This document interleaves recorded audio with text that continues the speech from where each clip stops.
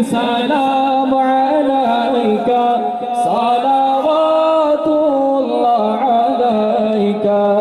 أنت نور الله فجرا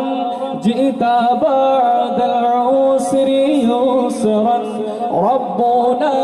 أعلاك قدرا يا إمام الأنبياء أنت في الوجدان حي أنت ذي العينين ضي أنت عند الحاضرين أنت هاد وصفي يا